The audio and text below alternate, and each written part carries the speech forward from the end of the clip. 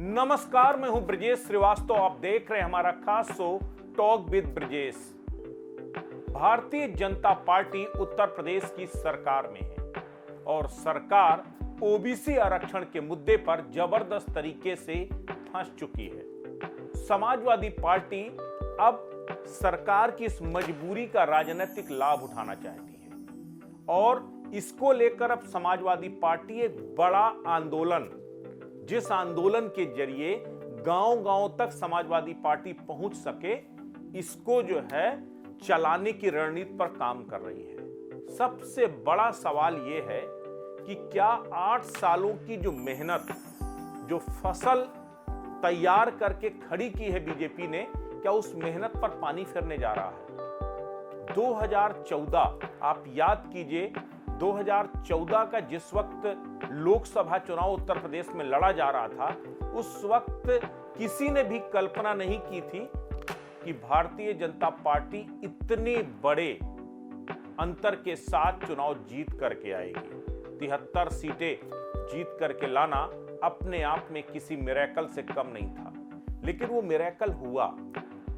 वो हुआ क्योंकि वो जो रणनीति थी बीजेपी की, जो आरएसएस ने जो जमीनी तौर पर काम किया था, वो अपने आप में विपक्षियों को सरप्राइज करने के लिए काफी थी। क्योंकि अगर 2014 से पहले के समीकरणों को समझें तो 2014 से पहले ओबीसी के एक बड़े तबके पर समाजवादी पार्टी या फिर दूसरे अन्य छोटे छोटे दलों की अपनी हिस्सेदारी थी। दलित वोट बैंक पर बसपा सुप्रीमो मायावती अपना दावा ठोकती थी, और कोई दावा ही नहीं ठोकती थी, 25 से 30% वोट शेयर लेकर के उन्होंने इसको साबित भी किया था। लेकिन 2014 का जब लोकसभा चुनाव हुआ, तब ये दोनों दल हाशिए पर चले गए। बीजेपी अचानक 40%, 42% वोट बैंक के साथ वो जो है नंबर 1 पायदान पे ही नहीं पहुंची, बल्कि उत्तर प्रदेश में इतिहास बदल दिया। और उसमें बड़ी भूमिका थी ओबीसी के बड़े वोट बैंक की। दरअसल बीजेपी ने जो एक पॉलिटिक्स की कि गैर यादव ओबीसी और गैर जाटव दलित, ये जो 2 वोट बैंक थे, इसको जो है बीजेपी ने अपने कब्जे में किया और लगातार उसको आगे बढ़ाने की कोशिशों में बीजेपी जुटी हुई थी। केशव प्रसाद मौर्य को प्रदेश अध्यक्ष बनाया जाना, इसके बाद ओबीसी तबके से ही जो है आपके वर्तमान प्रदेश अध्यक्ष भूपेंद्र चौधरी को बनाया जाना, ओबीसी तबके से ही वर्तमान में जो है प्रदेश संगठन मंत्री हैं धर्मपाल जी, उनको लेकर के आना, ये कहीं ना कहीं ओबीसी वोट बैंक पर कब्जा करने की वो पूरी कोशिश। बीजेपी लगातार ये कोशिश कर रही है कि ओबीसी के बड़े तबके में, खास करके वो यादव वोट बैंक पर भी अब सेंधमारी करने की कोशिशों में जुटी हुई है। 2022 के बाद इन कोशिशों को और बल मिला है।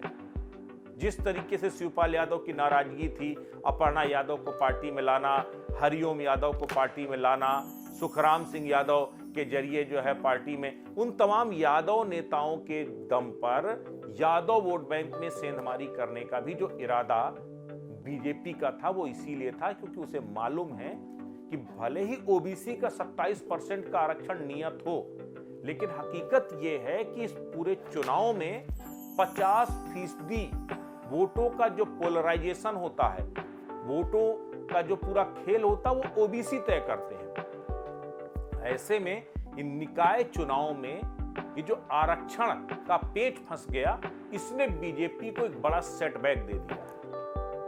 अब अखिलेश यादव चाहते हैं कि इस हाई कोर्ट के फैसले के दम पर गांव-गांव तक, गली-गली तक ये मैसेज देने की कोशिश करें कि बीजेपी ओबीसी विरोधी है।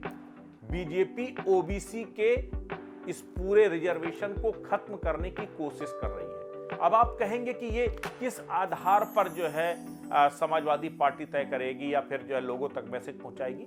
उसके 2 कारण हैं।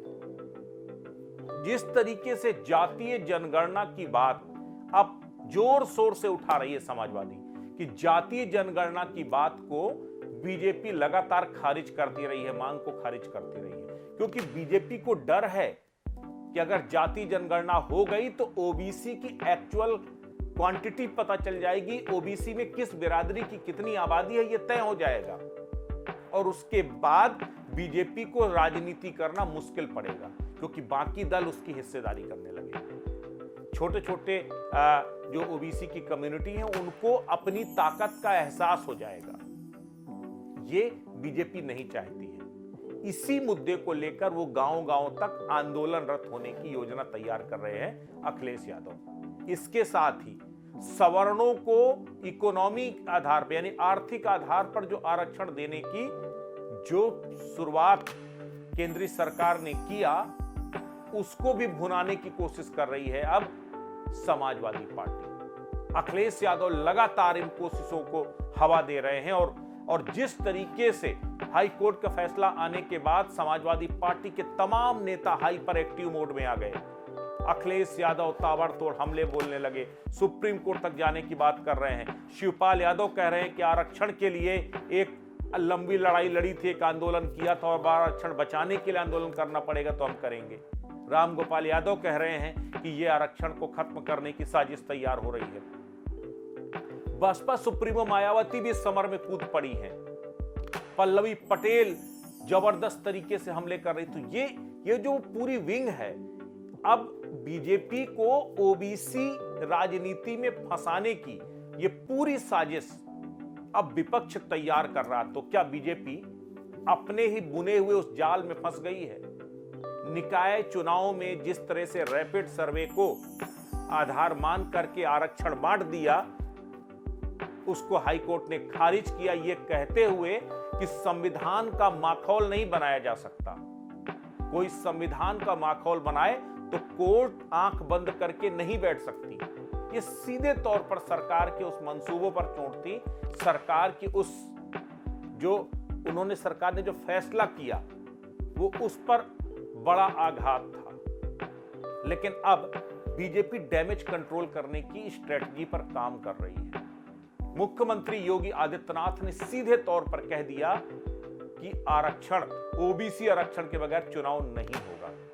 लेकिन दरअसल सुप्रीम कोर्ट में बीजेपी की राह इतनी आसान नहीं है, क्योंकि इससे पहले मध्य प्रदेश में ठीक वैसा ही मामला आ चुका है, जिसमें सुप्रीम कोर्ट ने भी कहा था कि आपको चुनाव समय पे कराने और समय पे कराइए, बगैर ओबीसी आरक्षण कराइए, यानी उनको सामान्य में शामिल करके कराइए। और अगर ऐसा होता है तो यकीन मानिए कि बीजेपी की सालों की मेहनत ध्वस्त हो जाएगी। ओबीसी का एक बड़ा तबका बीजेपी से छिटक जाएगा। और विपक्ष को, खासकर समाजवादी पार्टी को और क्या चाहिए? समाजवादी पार्टी लगातार ओबीसी के उस बड़े तबके पर जो उससे छूट गया, जो उससे कट गया, उस पर दावेदारी कर रही थी। बीजेपी के दो सहयोगी संगठन, निषाद पार्टी, इसके साथ अनुप्रिया पटेल की अपना दल एस, दोनों पार्टियां अंदर खाने पूरी तरीके से परेशान हैं, क्योंकि उन्हें समझ में नहीं आ रहा कि इस पूरी समस्या का निराकरण कैसे किया जाए, इसको किस तरीके से निपटा जाए। क्योंकि एक तरफ वो बीजेपी के साथ रहना उनकी मजबूरी, चूंकि सत्ता की मलाई मिल रही है, दूसरी तरफ अगर ओबीसी तबका नाराज हो गया बीजेपी के साथ खड़े होने से, तो उनका तो आधार ही खत्म हो जाएगा। ऐसे में बीजेपी अब अपने सहयोगियों का दबाव भी झेल रही है। संजय निषाद ने सीधे तौर पर कहा कि उन्होंने गृह मंत्री अमित शाह से बात किया है, मुख्यमंत्री योगी आदित्यनाथ से बात किया है, और हम हाई कोर्ट के फैसले का न सिर्फ सम्मान करते हैं बल्कि ओबीसी के हितों के लिए जो करना पड़ेगा वो करेंगे। केशव प्रसाद मौर्य फैसला आने के तत्काल बाद बयान देते हैं। वो कहते हैं कि ओबीसी के हितों के साथ खिलवाड़ नहीं होगा, ओबीसी के हितों के साथ अनदेखी नहीं होगी और हम उसका कानूनी रास्ता निकालेंगे। तो कानूनी रास्ता क्या है? अगर आप सुप्रीम कोर्ट में जाते हैं तो सुप्रीम कोर्ट भी आपको यही कहेगी कि आपने आरक्षण की प्रक्रिया का पालन नहीं किया है, ऐसा में उस पर आपको कोई राहत नहीं दे सकते, आप चुनाव कराइए और सामान्य के तहत कराइए।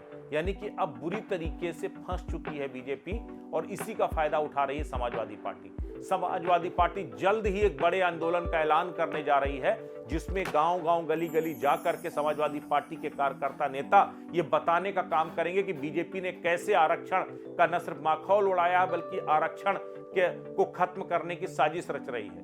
बीजेपी चाहती कि ओबीसी का आरक्षण खत्म करके आर्थिक आधार पर आरक्षण लागू किया जाए, और यही जो काम मंडल आयोग की सिफारिशों के लागू होने के बाद आज तक कोई भी राजनीतिक दल जो जोखिम नहीं उठा पाया, हर राजनीतिक दल ने कहीं ना कहीं इस आरक्षण प्रक्रिया को आगे बढ़ाया, बल्कि फॉर अ टाइम पीरियड था, क्योंकि सबको मालूम था कि आरक्षण एक ऐसा ज्वालामुखी है कि जो भी इस पर हाथ रखेगा वो नेस्तनाबूद हो जाएगा, उसका वजूद मिट जाएगा।